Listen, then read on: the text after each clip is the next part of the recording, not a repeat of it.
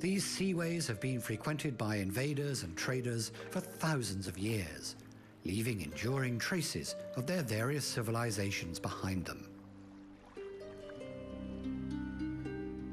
It's said that when Venus was born out of the foaming waves, the pearls of her headband were spread about the sea and formed the 7 islands of this archipelago.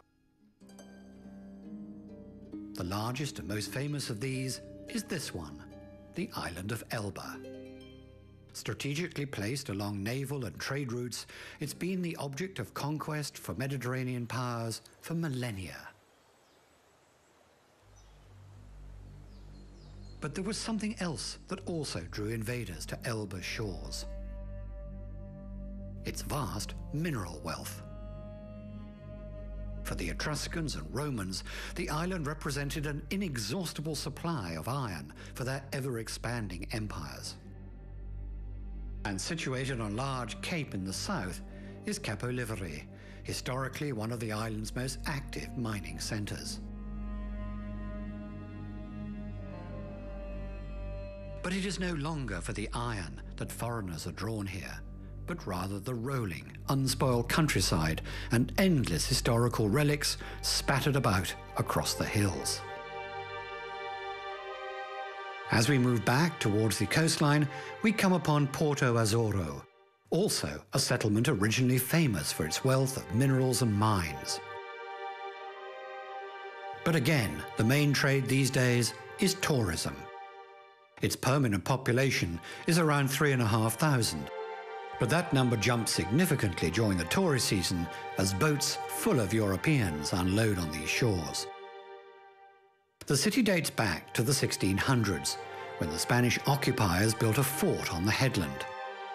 Thereafter, it was named Longoni, until after World War II, when the residents changed the name to celebrate the bay's bright azure waters.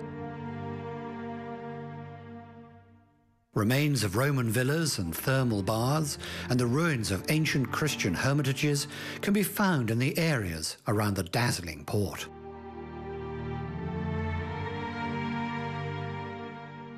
Across from Elba's mountainous interior on the island's northern shore is Bagnaia, renowned for the beauty of its beach. The town lies at the foot of Mount Volturrario, the site of a fortress so formidable that it was never conquered by any of the island's many assailants. It's said that the mountain-top fortress is haunted with the ghosts of the many fallen combatants who fought for the town, and that their voices can still be heard echoing off the hillsides. Perhaps that's why most visitors stick to the bay. But if the ghosts of the past are too harrowing, one can always catch the water taxi further round the coast to what is perhaps Elba's most famous city, Porto. As part of Napoleon's conditions of surrender in 1814, he was made the official emperor of Elba and given full reign over the island with a contingent of 1,000 men. He chose this city as his seat of power for his brief 10-month rule. Upon his arrival, he plunged into action, installing drains, reforming the legal and education systems, modernizing agriculture, and building a road network that remains in place today. But still, this little empire wasn't enough for Napoleon, and in the early months of 1815, he began a new campaign that would end with his ultimate defeat at Waterloo.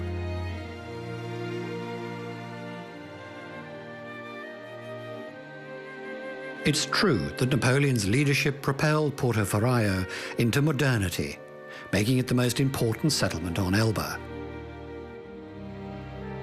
But the city's beginnings as a thriving centre preceded the arrival of the French emperor by many hundreds of years. It had always been rich in iron, and the many rulers were continually worried about protecting the vast reserves situated nearby.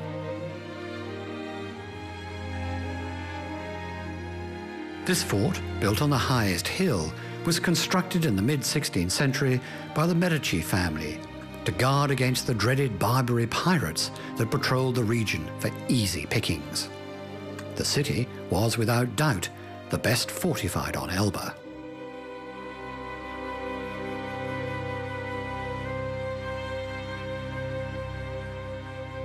Each of the 7 islands is prized for their unique climate, wildlife, and history. Around 7,000 hectares of protected land preserves the memory of ancient man's long traditions of mining and the endless power plays and warfare of more modern eras. Almost every country in the region has laid a claim to these strategic islands at least once. Germany, England, France, Spain, Italy, and the countless bands of pirates struggled and vied for a chunk of these precious islands. Indeed, all across this wilderness are relics that give away its past. Ancient dwellings of Christian hermits are scattered about the rocks. Roman bathhouses dot the mountain roads. Crumbling stone bastions and defensive towers rise up out of rugged forests. Elba's highest point is Mount Tabernacle, whose jagged peak soars to over 1,000 meters.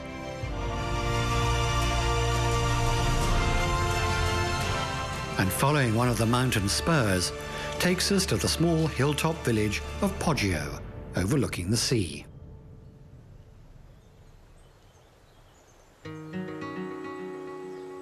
Tucked away inland, this place was safe from pirate attacks for most of its history and has come to be highly regarded as a rejuvenating and inspirational site. Its reputation was cemented by Napoleon, who'd often travel up here to bathe in the healing waters of the springs surrounding the village.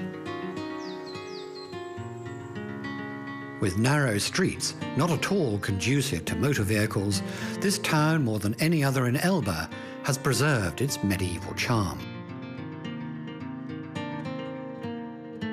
And following the shoulder of Mount Tabernacle even further downwards, we come to the town of Marciana, located on the western end of the island. It's perhaps most famous for its still-standing ancient houses, which were built from the pink granite abundant in the area. The enclosure of the marina here is of typical Italian style and attracts hundreds of yachters every year to moor during the summer months.